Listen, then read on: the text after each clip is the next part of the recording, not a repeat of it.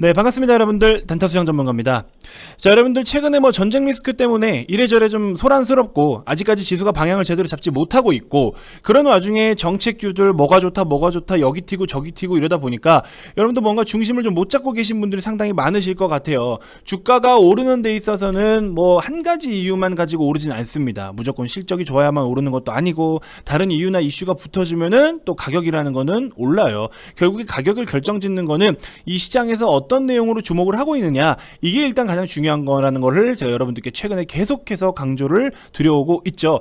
자, 일단은 그거는 그거고, 어쨌든 앞으로 그러면 우리가 진짜 좀 집중을 해서 포커스를 이쪽에 두어서 어느 쪽에 두어서 투자를 좀 해야 될까, 이런 고민을 하시는 분들, 혹은 좀 공부를 하고자 하시는 분들께는 이번 영상이 좀 큰 도움이 되시지 않을까 하는 생각이 좀 듭니다. 물론 판단은 저의 판단 기준입니다. 또 여러분들하고 저의 판단이 약간 또 오차가 있을 수도 있겠지만, 어쨌든 제가 지금 이렇게 바라보고 있는 그런 전반적인 내용들, 그리고 전반적인 기준들을 브리핑을 한번 드려보는 시간 갖도록 하겠습니다. 최근에 굉장히 핫한 테마나 산업군들 중심, 그 다음에 우리나라의 시가총액 대부분을 크게 좀 차지하고 있는, 그렇게 크게 형성이 된 산업군들, 그 다음에 뭐 스몰캡도 시간이 되면 좀 같이 브리핑을 드려보도록 할 테니까 편하게 시청을 해주시고요. 또 여러분들이 관심이 있던 테마들, 이런 관점으로도 볼 수 있구나, 혹은 관심이 없었더라도 또 이런 건 이런 게 좋은 거였네, 아니면 나쁘다면은 이런 건 좀 투자를 조심해야 되겠구나, 이런 식으로 큰 방향성을 잡는 데에 도움이 좀 되셨으면 하는 마음으로 이렇게 영상을 준비를 하게 됐으니까 편하게 시청 부탁드리겠습니다. 자, 영상 본격적인 시작에 앞서서 여러분들 구독, 좋아요, 알림 설정부터 한 번씩 꼭 부탁드리겠습니다.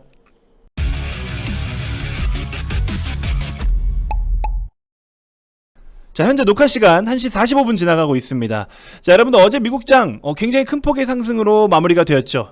다우 같은 경우도 2% 가까이, 나스닥 3% 가까이, S&P 2%대 이렇게 상승 마감을 좀 보이고, 오늘 현재 녹화 시간 기준으로 했을 때도 니케이 1.3%대, 항생도 2.5%대 굉장히 큰 폭의 상승을 다 보여주고 있는데, 이제 국내 같은 경우에는 보시는 것처럼 코스피에게 고작 0.8% 상승, 코스닥 1.5%대, 나스닥이 한 이제 절반 정도 될까요? 코스닥 기준으로 이런 움직임들을 좀 보여주고 있습니다. 자, 일단은 국내 시장 최근에 이런 움직임들이 다소 좀 아쉽기는 합니다. 물론 오늘도 상당히 아쉬운 흐름이기는 한데, 우리가 그렇다고 해서 미국장하고 똑같이 커플링을 이뤄서 올라가기에는 상대적으로 좀 버겁죠. 첫 번째로는 FOMC 회의를 앞두고서 아직도 일단은 관망세가 계속해서 짙어지고 있다라는 점과, 그 다음에 두 번째는 우리나라도 마찬가지고 중국도 마찬가지고 코로나 확진자가 계속해서 급증을 보이고 있는 부분, 이런 것들이 일단 중국 중심으로는 셧다운에 대한 우려도 있고요. 중국은 확진자 한번 딱 뜨면 그냥 바로 봉쇄를 해버리잖아요. 그래서 중국 같은 경우에는 이 셧다운에 대한 리스크가 좀 더 커진다라는 점, 이런 부분. 그 다음에 우리나라 같은 경우에는 확진자가 많이 나오곤 있지만 뭐 방역 조치를 더 그냥 풀 생각을 하고 있는 것 같기도 해요. 어쨌든 치명률에 대해서는, 치사율과 치명률에 대해서는 독감 수준이다라는 이야기가 계속 나오는 걸 보니까 우리나라가 다시 무언가를 락을 건다거나, 그 다음에 방역 지침과 정책을 좀 더 압박을 가한다거나 그럴 것 같지는 않다라는 느낌이 좀 듭니다. 일단은 뭐 기사 올라오는 것들만 보면요. 자, 아무튼 그리고 뭐 어제까지만 하더라도 항생 지수가 굉장히 큰 폭으로 또 많이 빠지기도 했었고, 러시아 디폴트 사태로 인해서 또 우리 서로 뭐 외환 간에 우리가 뭐 직접 투자를 많이 이렇게 보인 부분은 없긴 하지만, 어찌됐건 뭐 국가 부도가 예를 들어 혹시나 선언이 된다면 우리나라도 러시아 쪽으로 진출해 있거나 러시아로 또 수출을 하거나 이런 부분들이 없지 않아 또 있기 때문에, 그런 연결고리들로부터 데미지를 받을 가능성도 계속 또 염두를 하고 있는 부분이고, 이런 전반적으로 매크로 환경들이 계속 좋지 못하다 보니까 우리나라 시장은 상대적으로 약할 수밖에 없지 않겠느냐. 이리 치이고 저리 치이고, 결국에 우리는 수입과 수출의 의존이 높다 보니까 자체적으로 뭐 무언가의 원자재를 뭐 이렇게 그쵸? 이런 거를 뭐 어디선가 캐내거나 이런 거 못 하잖아요. 다 수입해오고 가공하고 또 수출을 하고, 이런 루트다 보니까 상대적으로 좀 어려움이 있지 않나 하는 생각이 좀 듭니다. 이런 부분들 여러분들 항상 좀 인지를 하고 계셨으면 좋겠고요. 그래도 바짝 최근에 알루미늄 가격 같은 경우에도 고점을 찍고 좀 하락을 보이는 부분들이 있었고, 굉장히 또 핫했던 니켈 같은 경우에도 니켈 인버스 ETN 상품은 결국에 상장 상장 폐지가 된다라고 하죠. ETN. 그래서 이렇게 폭등을 보였다가 폭락하고 거래 정지됐다가 ETN은 또 아예 상폐가 되고 이런 모습들이 이어지고 있습니다. 그러니까 아무거나 들어가서 위기가 기회라고 노리면 된다 안 된다? 안 된다라고 말씀을 드렸죠. 특히나 이런 원자재들은 제가 지난번에 급등을 보일 때 뭐 때문에 급등을 보였다라고 제가 분명히 말씀을 드렸죠. 선물옵션 동시만기일 기준으로 봤을 때랑 그 다음에 롤오버 시점을 얼마 앞두지 않은 시점, 그 다음에 약간의 유동성적인 부분, 수급적인 부분으로 약간 이렇게 밀어올리는 느낌이 없지 않아 있다. 그래서 이런 부분들 너무 여러분들이 그냥 간다 해서 급등주 쫓듯이 쫓아서는 안 된다. 급등주는 쫓아서 물리면은 뭐 그래도 사라지진 않거든요. 원자재 잘못 배팅하고 레버리지 인버스 잘못 배팅하시면은 마이너스 100% 그냥 진짜 한순간에 찍힐 수도 있어요. 마이너스 100% 찍히는 순간에는 그거 복구 안 됩니다. 주식하고 달라요. ETF, ETN은 마이너스 100% 찍히면은 그거 다시 복구가 안 돼요, 여러분들. 그래서 그런 부분 반드시 좀 염두에 주시고, 과거에 이제 유가가 그렇게 움직일 당시에 유가가 마이너스 40불 막 찍었던 때 있죠? 2020년도 3월 달에 그때 손실이 어마어마했었습니다. 니켈이 지금 딱 그런 꼴이에요. 그래서 이런 부분들도 조심하셔야 되는 거고, 그 다음에 구리 같은 경우에도 보시는 것처럼 고점을 찍고 이렇게 또 빠지는 모습들. 바짝 최근에는 또 이 유가 때문에, 그쵸? 유가 때문에 인플레이션 너무 참 우리 귀에 딱지 앉을 정도로 이렇게 떠들어 댔었는데, 어쨌든 유가도 오버슈팅이 나왔던 부분들에 대해서는 좀 안정을 취해가고 있다. 하지만 그럼에도 불구하고 유가가 아직까지 97불 정도, 여기 130불 찍고 97불까지 30% 이상 빠졌기 때문에 그래도 많이 빠졌다라고 느끼실 수는 있지만 여전히 비싸요. 여전히 비싼 위치에는 있습니다. 여기서 조금 더 안정을 취해갈 수 있느냐 없느냐는 추후에 또 공급량에 따라 달려 있겠죠.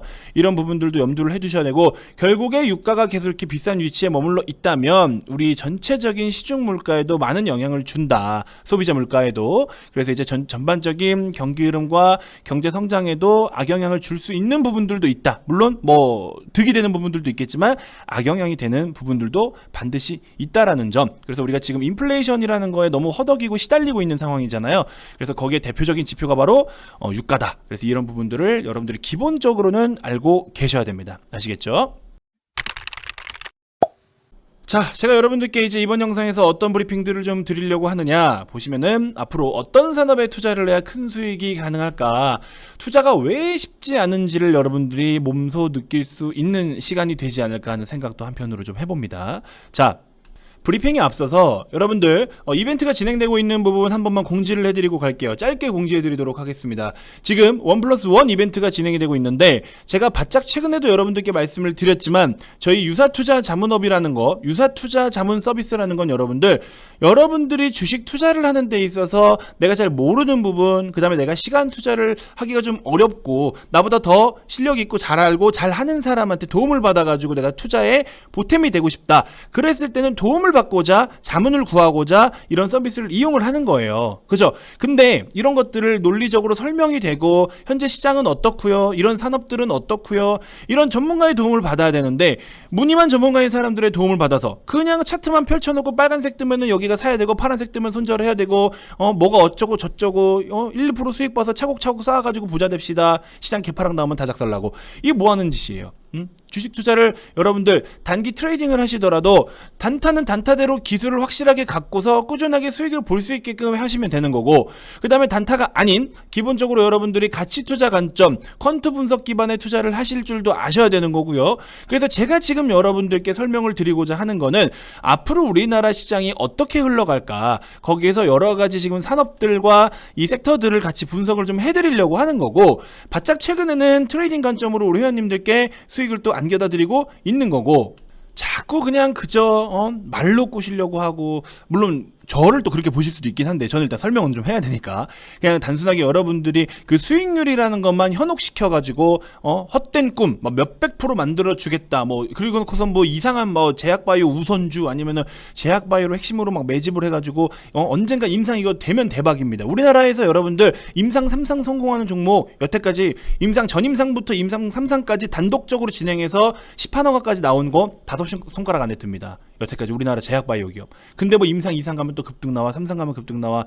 막연한 기대감 때문에 괜찮습니다. 이거 되면 돼요. 언젠간 돼요. 실패선언 안 했잖아요. 그쵸? 실패는 안 했지만 성공할 수 있을 거라는 확실한 데이터는 부족하다. 이런 뭐 말도 안 되는 거를 가지고서 자꾸 주식의 본질에만 초점을 둬도 충분히 수익을 볼 수가 있는데, 말도 안 되는 거에 초점을 둬서 그걸로 매집을 하니 뭐 어쩌니 뭐 언젠간 수익이 나니 뭐니 그러면서 가입비는 가입비대로 다 받아먹고 그래놓고서 수익은 안 나서 그냥 세워라 내워라 존버하고, 살 돈도 없는데 또 사라 또 사라 또 사라 하고 앉았고, 그럼 또 거기다 또 대출을 가지고 받아가지고 사요. 평균 단가 낮춘다고. 그런 열정과 노력으로 저랑 같이 이렇게 공부를 하시면 되잖아요, 차라리. 그죠?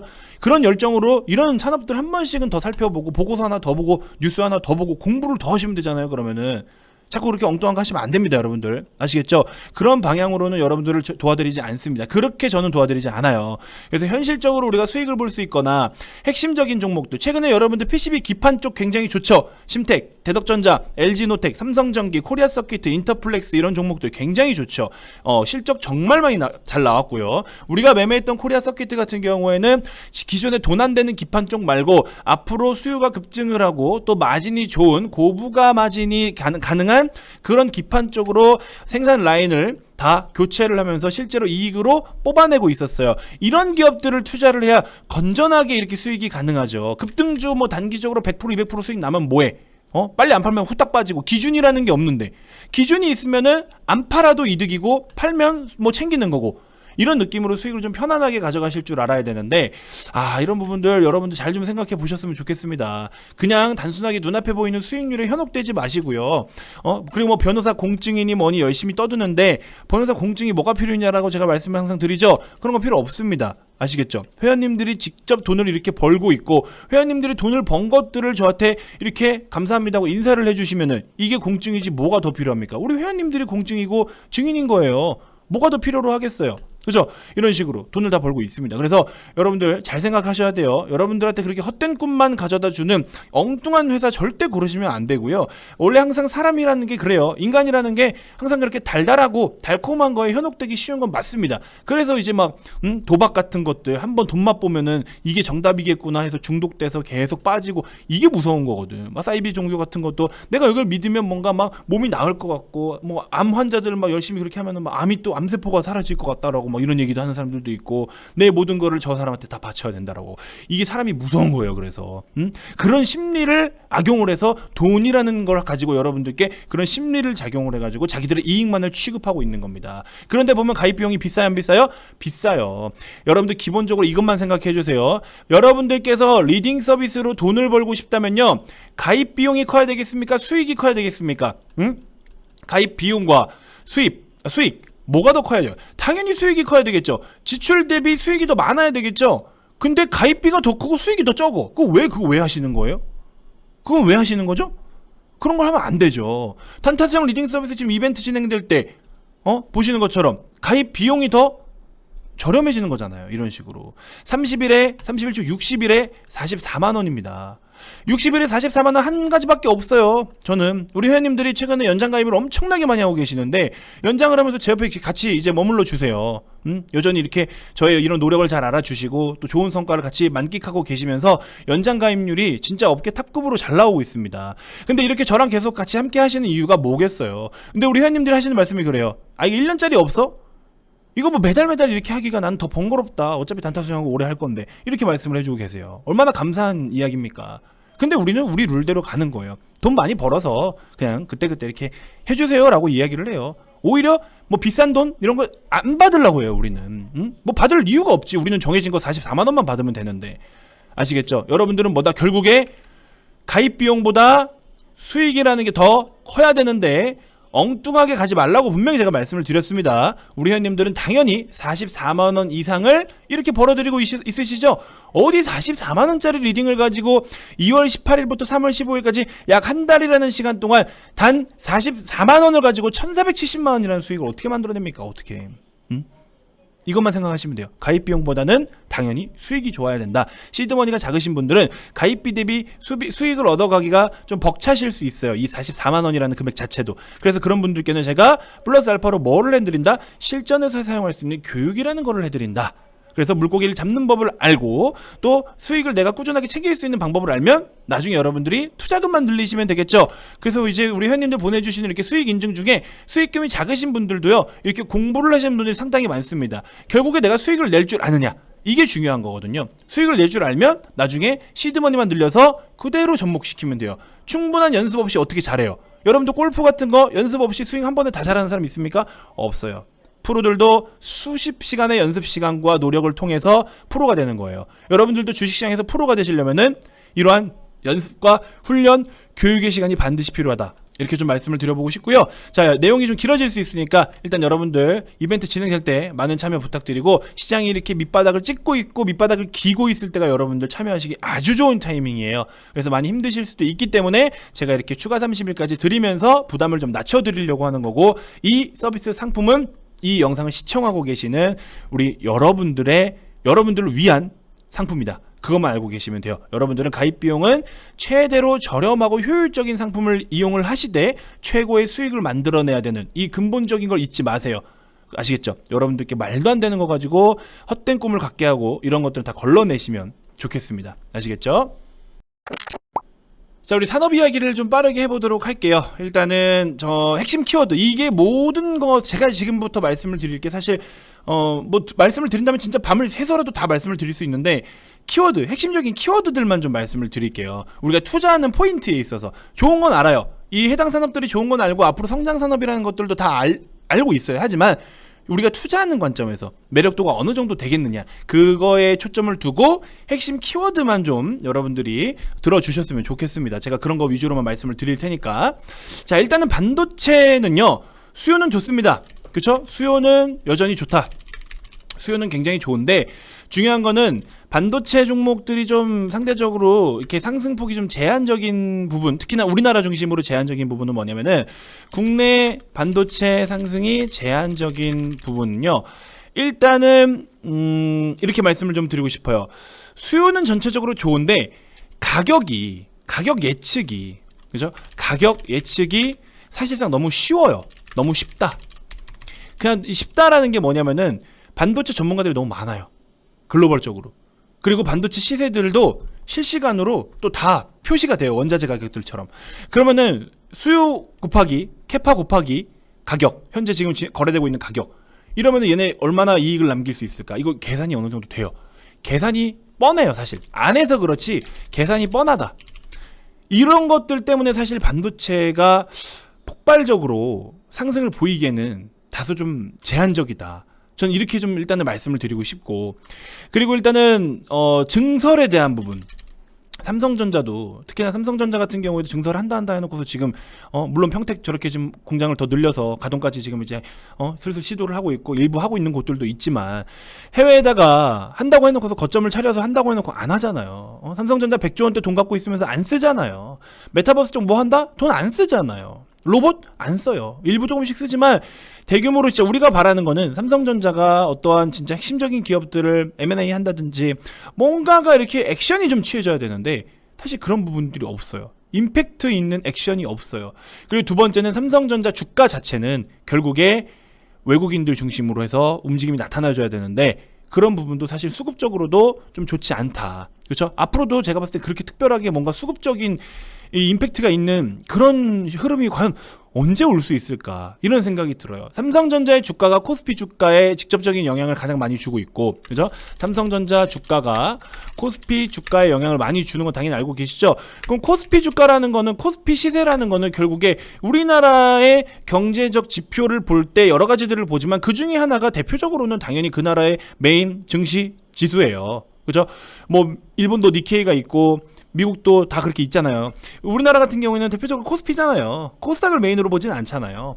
그래서 이런 식으로 이 메인 시세들이 결국에 그 나라의 어떤 경제 레벨, 경기 컨디션, 경제 성장률, 이런 모든 것들을 측정할 수 있는 부분이고 지표가 되는데, 그런 것들을 우리나라한테 높은 프리미엄을 주기에는 아직은 좀 버거운 점이 사실상 많지 않겠느냐, 이런 생각도 좀 들어요. 그래서 반도체 쪽이 좋기는 좋은데 삼성전자 하이닉스 중심으로만 투자를 하는 부분이 사실 이게 과연 매력이 있을까? 여러분들은 이 2020년도 그 코로나 1차 팬데믹 이후에 이렇게 급격한 상승을 보여줄 당시 삼성전자가 바닥으로부터 여기서부터 72%가 올랐던 이 달콤한 것 때문에 역시 우량주 투자해야 된다, 역시 삼성전자 투자해야 된다, 역시 대형주 투자해야 되고, 역시 국민 주식을 투자해야 된다라고 이야기를 하시지만 저는 그렇진 않아요. 개인적으로 저는 삼성전자를 유일하게 또 너무 뭐 부정적으로 본 건 아니지만 어쩔 수 없이 부득이하게 계산을 해보니까 68,000원, 72,000원 가격대까지 올 수밖에 없을 거라는 거를 어느 정도 예측을 해서 여러분들께 수차례 이제 강조를 좀 드렸었고, 그래서 이런 부분들까지 좀 말씀을 드린다면은 저는 결론은 개인적으로는 삼성전자 중심으로는 시세 모니터용으로 좀 활용을 하시고, 모니터는 삼성전자로 하되 매매는 그 밑에 이하 관련된 폴더블, 예를 들어 폴더블 관련주다 그러면 폴더블 쪽, 그다음에 파운드리다 그러면 다른 파운드리 쪽, 소재나 장비나 여러 가지들이 있을 거 아니에요. 그런 쪽으로 투자를 해야 오히려 투자 성과가 더 좋지 않겠느냐, 이렇게 좀 말씀을 드려보고 싶고, 그리고 이제 삼성전자 기준으로 했을 때 러시아 쪽에도 영향이 있죠. 비중이 많지는 않더라도 휴대폰 모바일 같은 경우에도 최근에 문제가 되고 있었던 부분, 갤럭시 22에 GOS 발열 이런 문제들, 그 다음에 지금 또 안 그래도 원자재 가격들 많이 비싸기도 비싸지만 삼성전자도 마진을 조금 더 높이기 위해서 삼성전자 단말기에도 충전기 몸뚱아리인가요? 그거 안 주죠. 그거 따로 팝니다. 근데 애플이 충전기와 이어폰만 공급을 안 했는데도 불구하고 박스가 작아졌거든요. 그렇게 지금 케이블하고 휴대폰만 이렇게 구입을 하면 그것만 들어있어요. 케이블하고 휴대폰만. 그렇게 했을 때 8조 원 정도를 세이브 시켰다고 합니다. 삼성전자도 마진을 좀 더 증가시키기 위해서 그런 식으로 그 케이블의 몸뚱이를 같이 안 주고 있는 그런 액션을 좀 취하고 있는데, 과연 모르겠어요. 진짜 얼마만큼 이익이 저 폭증을 할 수 있느냐. 결국에 우리가 주식을 투자를 할 때는 이익의 연속성이 집중을 해봐야 되는데, 이 이익의 연속성에다가 포커스를 둔다면 연속적이기는 하나 얼마만큼 가파른 이익이 연속적으로 발생하느냐, 이게 일단 핵심 포인트인데, 주가가 많이 오르기 위해서는 그런 부분에 있어서는 다소 좀 버겁지 않나, 이런 생각이 한편으로는 좀 듭니다. 그래서 이런 거 기본적인 틀은 좀 염두를 해두셨으면 좋겠고, 반도체 섹터가 전체적으로 나쁘다라는 게 아니고요, 삼성전자 중심으로 해서 일단은 몇 가지 말씀을 드렸어요. 삼성전자의 주가가 결국에 코스피 주가와 그 다음에 우리나라의 전체적인 어떤 수출이라든지, 우리나라는 수출 반도체가 비중이 크잖아요. 이런 부분들에 전반적인 영향을 줄 수밖에 없기 때문에 삼성전자 이 기업 하나가 굉장히 우리한테는 당연히 중요한 걸 여러분들도 알고는 계실 거예요. 그래서 이런 식으로 일단 반도체를 말씀을 좀 드려보고 싶고, 자, 두 번째로 금융주. 제가 금융주는 여러분들께 최근에 그렇게 말씀을 좀 상당히 많이 드렸어요. 카카오뱅크 기준으로도 정말 많이 말씀을 드렸고, 여러 가지로 많이 말씀을 드렸지만, 간단하게 포인트 몇 가지만 좀 다시 한번 짚어드리면, 결국에 4대 금융지주사들은 이미 보유 중인 이미 보유 중인 여신들이 부실 채권이 얼마나 늘어나느냐, 원금 회수를 어떻게 하느냐, 이거에 따라서 조금 건전하게 갈지, 좀 위태위태하게 갈지, 이런 게 결정이 될 것 같고요. 그 다음에 기준금리라든지 또 미국 장단기 국채 금리 차이라든지, 이렇게 여러 가지 외부 환경에 의해서도 얘네들은 시중금리나 기준금리들의 변동에 따라서 예대 마진의 격차가 좀 있을 수도 있고요. 이렇게 다양한 기준들이 좀 있는데, 마찬가지로 4대 금융지주사들 같은 경우에는 이익이 퍼포먼스 있게 나타나기에는 지금 위치에서부터는 어렵다, 이렇게 말씀을 좀 드리고 싶고, 금리가 오른다고 해서 무조건 다 이득을 보는 건 아닙니다. 금리가 높아진다라고 한다는 거는 누군가에게는 그동안에 내가 지니고 있던 대출의 총 원리금 상환이 좀 늘어나고 비용 부담이 늘어나다 보니까 연체를 하지 않기 위해서 최소한의 납입을 해야 되는 최소 불입금에 대한 그 기준 커트라인이 높아지기 때문에 아무래도 이런 부분이 다 부담으로 온다. 그러면은 오히려 내가 더 이상 안 되겠다. 그러면은 자산을 처분을 하고서 대출을 갚든 그냥 대출을 좀 갚아버리든 이런 상황들이 생길 수도 있다. 그러면은 그동안에 발생했던 전체적인 수요가 축소되는 상황이 생길 수 있기 때문에, 그리고 또 부실 채권의 위험이 더 높아질 수 있다라는 것도 염두를 해야 되기 때문에, 금리가 오른다고 무조건 예대 마진이 높아지고 그렇지는 않아요. 이런 것들도 각 취급하고 있는 여신의 비중이라든지 이런 것들까지 전반적으로 계산을 다시 다 해야 되는 거예요. 그래서 일단은 금융 쪽에서는 투자 매력도로 본다면 당연히 카카오뱅크죠. 카카오뱅크. 지금 그동안 돈 싸다고 돈을 마구 썼는데 자산 가격 하락, 금리 올라서 부담, 예상했던 것보다 이제 이자가 올라가니까 이런 전반적인 부담 때문에 부실채권 위험성이 높은 기존의 4대 금융지주사들이냐, 아니면은 그 위기를 기회로 잡아서 새롭게 대출을 쌓아갈 카카오뱅크냐, 요게 이제 관점입니다. 요 두 가지 우선적으로 좀 보시면 될 것 같아요. 자, 그리고 이제 자동차, 대표적으로 자동차 같은 경우에는 결국에 수요는 이게 꾸준해요. 꾸준한 게 아니라 수요는 늘 어느 정도 이렇게 유지가 되고 있죠. 근데 실제로 경기 흐름과 경기 흐름에 굉장히 민감하게 반응을 보일 수밖에 없긴 하죠. 사람들이 뭐 결국에 돈을 좀 이렇게 쓰는 데 있어서 가처분 소득의 여유도 좀 있어야 될 것이고, 결국에는 소비를 해야 되는 부분인 거잖아요, 자동차도. 그래서 자동차 구매에 대한 어떤 비중이라든지 앞으로 향후에는 전기차 판매 비중이라든지 이런 부분들까지 또 이제 우리가 살펴보고 따져봐야 되는데, 어쨌든 자동차라는 것은 우리 현대차, 기아도 사실 대단한 게 글로벌 완성차 기업들하고 전 세계 무대에서 다투고 있잖아요. 이 부분이 일단은 그래도 진짜 우리가 칭찬을 해줘야 되는 부분은 맞다. 근데 한 가지 좀 아쉬운 거는 앞으로 자동차는 어떻게 가려고 해요? 내연기관보다는 전기차로 이제 전환이 되어가고 있죠. 탈내연기관을 계속해서 선언을 하면서 몇 년도 중심으로 우리는 이제 전기차만 생산하겠다, 이런 이야기도 계속 나오고 있죠. 하지만 현대차나 기아 같은 경우에는 2030년에서 35년 정도를 제시를 하고 있는데, 빠르면은 일부 우리가 잘 알고 있는 뭐 독일 3사라든지 이런 대표적인 유명한 브랜드들 같은 경우에는 빠르면 2025년도부터도 이제 내연기관 생산을 중단하겠다라고 이미 선언을 했고, 그렇게 준비를 다 해나가고 있습니다. 자, 현대기아의 일단은 좀 그래도 핵심적으로 매력이 있는 그 장점이라고 한다면은, 자동차도 연구개발을 해야 될 것들이 있어요. 하다못해 지금 전기차의 플랫폼인 eGMP 플랫폼을 현대차에서 개발을 했잖아요. 이렇게 eGMP 플랫폼을 개발을 하면은 이런 자체적인 기술력을 통해서 원가 절감이라든지 그 다음에 여러가지 효율성들, 이런 다양한 것들, 기술력들, 이런 거 저도 지금 수입차를 타고 있는데요. 그 스마트 크루즈라고 해야 되나요? 스마트 크루즈 컨트롤? 뭐 드라이브 와이즈? 뭐 이런 거 있잖아요. 반자율 주행 크루즈 컨트롤인데, 브레이크 엑셀을 지가 밟고 거리 조절 지가 알아서 하고 차선 유지해주고, 적정한 수준에서 이렇게 완전 급커브는 핸들을 자기가 못 돌리지만 고속도로 정도의 이렇게 스무스한 이런 거는 제가 손을 안 대고 있고 손발 닿대도 지가 가요. 이런 기능이 있어요. 지금 이게 뭐라고 하더라? 드라이브 와이즈인가요? 뭐 제가 알기로는 하여튼 스마트 크루즈 컨트롤인 걸로 알고 있는데, 이름은 잘 모르겠는데, 저도 국산차를 타보다가 지금 이제 수입차를 타고 있는데 이게 달라요. 국산차가 이 기술력에 대해서는 더 좋아요. 굉장히 디테일해요. 굉장히 디테일하게 이 차선도 잡아주고 아무튼 되게 꼼꼼해요. 근데 제가 저기 독일 3사 차 하나를 타고 있는데 제 차는 약간 좀 좋은 건 좋은데 이거 좀 잘 못 잡더라고요. 인식을 잘 못하고, 우리나라 차에 비하면은. 그 다음에 제 차가 이렇게 지나갈 때 뭐 거리라든지 사방에 이렇게 뭐 센서 같은 거 있죠. 거리 감지하는 그런 거. 이런 거리 감지하는 것도 약간 멍청이 같아요. 오히려 브랜드로 따지면은 제 차가 훨씬 더 비싸 보이고 좋아 보일 수는 있는데, 국산차에 비하면. 근데 저도 국산차 타보고, 저 차 좋아하거든요.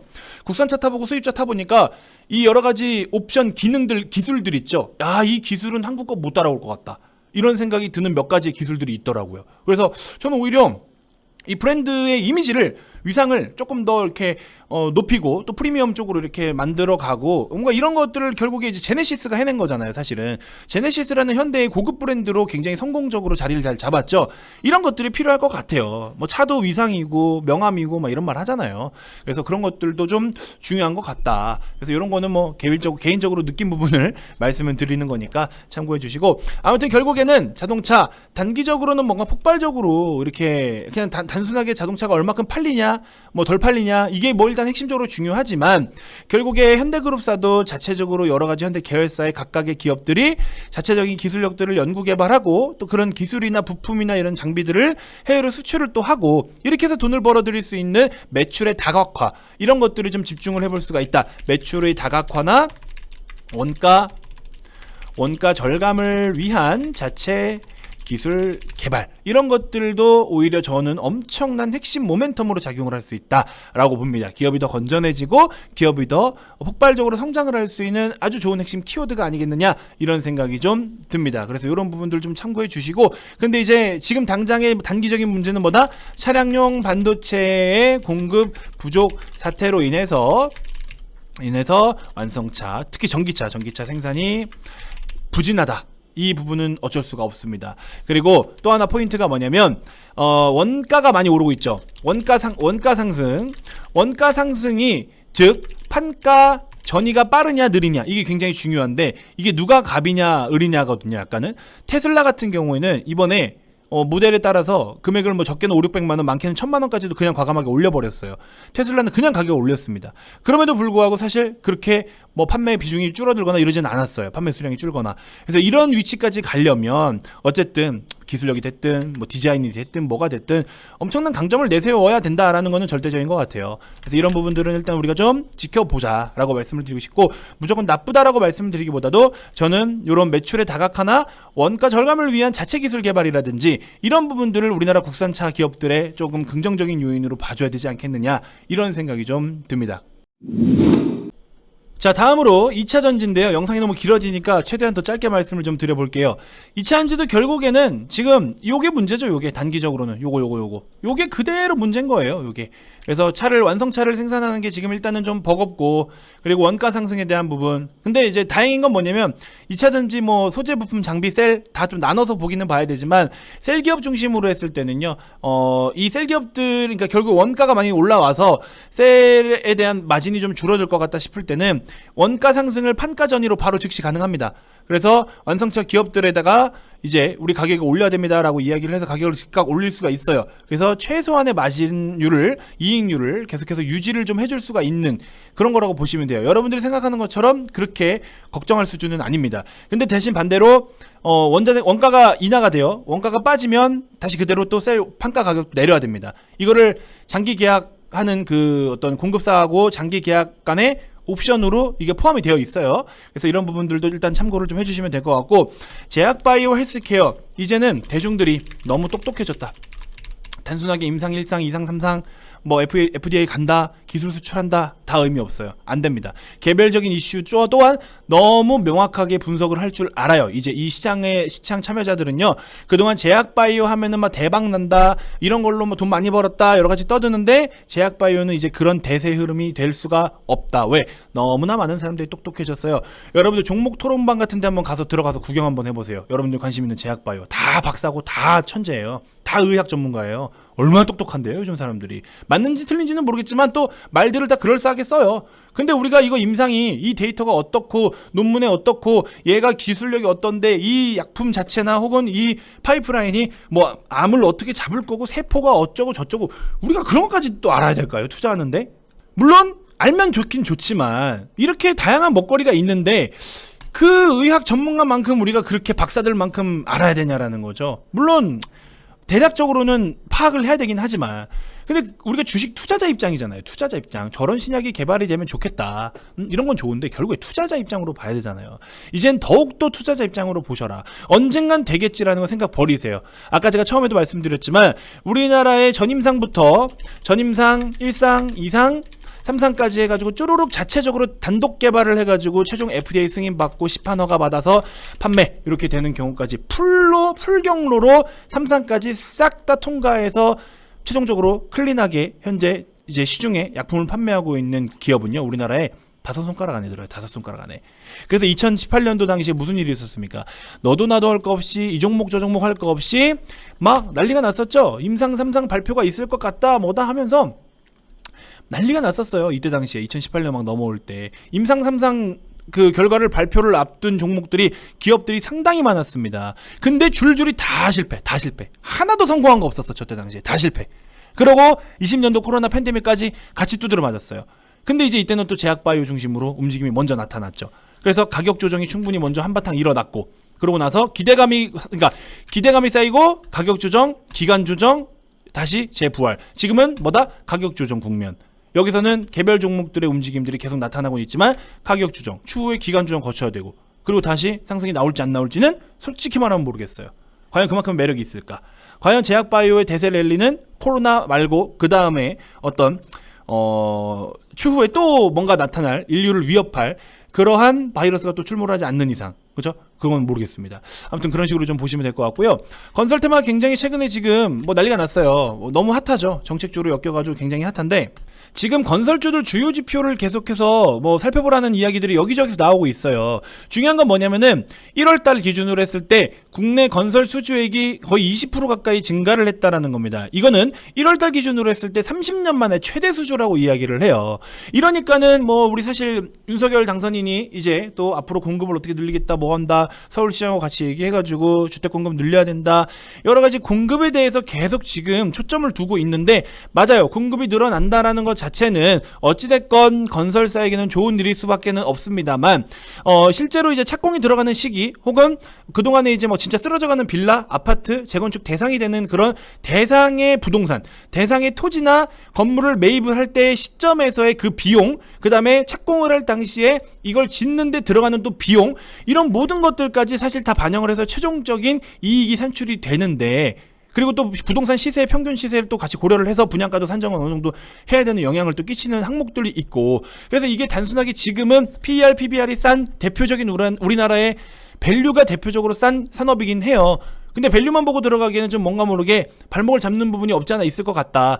그래서 수주가 늘어나고 있다는 거는 일단은 긍정적이에요. 당연하죠. 수주도 없는데도 천진데 일단은 일거리가 많아지고 있다는 거, 이거에 대해서는 여전히 일단 긍정적인 건 맞습니다. 앞으로 국내 아파트 분양 공급 추이와 계획에 대해서도 늘어나고 있는 부분들도 좋고요. 그 다음에 재개발 건축들이 비중이 늘어나고 있죠. 그러면 방금 제가 말씀드린 이러한 것들, 추후에 정말 건설사들이 재개발을 해서 분양을 해서 이게 과연 얼마만큼의 이익을 남길 수가 있을까, 이런 부분들도 좀 보셔야 되고, 그래서 국내 대형 건설사들 같은 경우에는 플랜트 사업을 통해서 또 우리가 모멘텀을 새롭게 부각받고 있는 부분들이 없지 않아 있죠. 그래서 이런 모든 것들, 건설사도 그냥 밸류 싸다 해서 그냥 들어가는 게 아니에요. 굉장히 이런 것들 여러분들 디테일하게 살펴볼 부분들이 상당히 많다. 그래서 이런 부분들까지 좀 여러분들 전반적으로 보셔야 되기 때문에, 지금 수준에서는 어찌됐건 중요한 건 지금 수준에서는 뭐다? 지금은 딱 정책적으로 움직임이 나타나고 있기 때문에 정책으로만 일단은 보셔라. 현재는 정책으로만, 정책 테마로만 먼저 대응을 해나가자, 이렇게 말씀을 드리고 싶어요. 그래서 이제 스몰캡으로는 뭐 건자재라든지, 그 다음에 뭐 가구 뭐 이런 것까지도, 그 다음에 뭐 필수 이런 거 뭡니까, 뭐 주방 후드라든지 막 이런 거 있잖아요.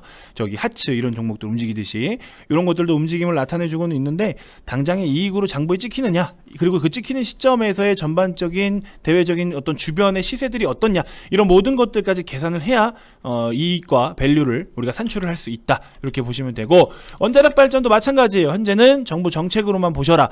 당장에 얘네들이 땅을 짓고 땅을 어디 뭐 사들이고 뭐 해가지고 발전소를 세우고 가동하는 데까지는 상당히 오랜 시간이 걸려요. 진짜 뭐 길게는 10년까지도 걸립니다. 빨라야 뭐 6, 7년이고 길면 10년까지도 걸려요. 그래서 한울 3, 4호기도 지금 이제 다시 그냥 재건설이 들어가야 된다, 이어서 다시 건설을 해야 된다, 이런 이야기가 나오고 있는데, 그런 쪽으로는 어쨌든 뭐 새롭게 또 공사하는 데 들어가는 비용, 또 거기서 뭐 발생하는 이익, 이런 거를 산출을 할 수가 있겠지만, 우리가 생각하는 거는 원전 가동률이 대폭 늘어나고 해외 국가들도, 글로벌 국가들도 원전을 더 선호를 한다든지, 원전에 대한 필요성을 느끼면서 원전을 더 이렇게 원자력 발전을 더 확대하려는 그런 액션이 취해지면, 우리나라가 가지고 있는 기술이 그래도 진짜 전 세계 거의 탑급이기 때문에 이런 부분들로부터 수주를 또 기대를 할 수가 있을 텐데, 일단은 그런 부분까지는 아직까지는 기대감 수준에만 그치고 있다. 그래서 이런 부분들도 단기적인 부분과 장기적인 부분을 구분해서 매매를 해야 되고 투자를 해야 된다라고 여러분들께 설명을 다 드렸었어요. 플랫폼 게임, 죄송하지만 다음 영상에서 말씀드리겠습니다. 여러분들 목이 너무 아파요. 그래서 요거는 제가 다음 영상에서 이거 같이 한번 브리핑 드리면서 좀 해보도록 하겠습니다. 자, 이처럼 뭐 저의 기준에서, 그리고 이 산업이 제가 말씀드리는 요게 다 정답은 아니죠. 아직 뭐 볼 거 더 많고 말씀드릴 것도 더 많은데 밤새요. 그러면 진짜로 밤새입니다. 그래서 지금 제가 여러분들께 강조드리고 싶은 건, 우리는 투자자 입장에서 먹거리를 어떻게 좀 뽑아봐야 될까, 요거에 대해서 보자라는 거예요. 요거에 대해서 아시겠죠? 자, 참고로 단타수장 같은 경우에는 이번에 주가가 진짜 날바닥을 기고 있는 종목이 좀 있는데요. 보시는 것처럼 주가가 상당히 저렴합니다. 지금까지는 왜 이렇게 주가가 빠졌느냐, 뭔가 문제가 있다고 생각을 하실 수가 있을 텐데, 문제 전혀 없습니다. 해외 공장을 계속해서 증설을 하고 있었고요. 최근에 이제 매출은 늘어나고 있었지만 사실상 이익을 그게 크게 발생하지는 못했었어요. 그 이유는 일회성 비용들이 좀 많이 들어가기도 했었고, 공장을 증설하고 이제 손익분기점 넘기 전까지는 어느 정도 비용 부담이 좀 있잖아요. 이런 부분들. 그래서 최근에 실적이 잘 나왔습니다. 그래서 최근에 실적이 정말 잘 나왔는데, 이게 이제 앞으로 실적 추정치가 기가 막혀요. 주가가 지금 이 자리에 있는데 실적 추정치가, 자, 잘 보면요, 여기 보시면, 자, 제가 보여드릴게요. 지금 우리가 매집을 하고 있는 종목입니다. 실적 추정치 보시면요, 자, 그동안의 매출 2천억 원대에서 3천억, 4천억 가까이, 5천억. 자, 2022년 올해 얼마? 7,700억 가까이를 전망을 하고 있고 내년에 9천억이에요. 그래서 2021년도 작년 대비해서 거의 2배 가까운 수준으로 기대를 하고 있죠. 그러면서 이익도 2021년도 기준으로 했을 때 일회성 비용을 다 반영을 한 영업이익이 54억 원 수준. 하지만 내년 내후년 685억 원 수준까지. 참고로 얘네들은요. 얘네들의 그 산업은 수요가 굉장히 큽니다. 굉장히 큰 산업이에요. 이런 종목들을 이런 날바닥에서 좀 사들여야 수익이 대박이 난다 안 난다? 그래야 난다. 자, 그래서 최근에 코리아 서킷 같은 종목들도 제가 왜 이런 식으로 소개를 해드렸겠습니까? 매집을 한다라고 하면은 진짜 하는 거예요, 여러분들. 뭐 주가가 내일 당장 뜹니다. 뭐 그렇게는 말씀을 못 드리지만 보세요. 130억 벌던 놈이 850억 원대 지금 실적 엄청 잘 나왔죠. 그럼 내년에는 또 올해는 1,500억, 1,800억까지. 아니 130억에서 내년 2023년도까지 1,800억을 벌어들일 놈이에요. 이런 종목을 투자를 해야 되겠습니까? 안 해야 되겠습니까? 당연히 해야죠. 근데 아까 보여드린 것처럼 주가가 날바닥이라니까요. 주가가 완전 날바닥이에요. 이런 거를 사야죠. 지금 사야죠. 그래야 수익이 더 커지죠. 복리 효과를 노려야 되지 않겠습니까? 그죠? 이런 식으로 완전 저렴한 위치에 있다. 이거 지금 사야 되는 거예요. 지금 최근에 시장 때문에 빠진 겁니다. 요거 여기 아시겠죠? 그래서 이런 부분들까지도 분석이 다 되어 있고 여러분들께 진짜 실제로 추천을 드리는 종목들이에요. 그런 거 좀 잘 참고해 주셨으면 좋겠고요. 자, 아무튼 긴 영상 시청하시느라 너무 고생 많으셨고 1+1 이벤트 진행될 때 많은 참여 부탁드리고요. 총 60일 이용하시는데 얼마? 44만원입니다. 010-221-2353 성함만 문자로 발송해 주시면 되고요. 다음 영상에서도 제가 또 더 좋은 정보들로 여러분들께 인사드리도록 하겠습니다. 자, 제2의 코리아 서킷가 될 만한 종목이니까 여러분들 꼭 많은 참여해 주시고 오셔서 직접 돈을 버셔서 저한테 이런 인증을 좀 직접 보내주셨으면 좋겠습니다. 서킷처럼 이렇게 큰 수익 한번 만들어 볼 수 있는 종목이지 않을까 하는 생각이 좀 들어요. 아시겠죠? 자, 이번 영상 마치도록 하겠습니다. 고맙습니다.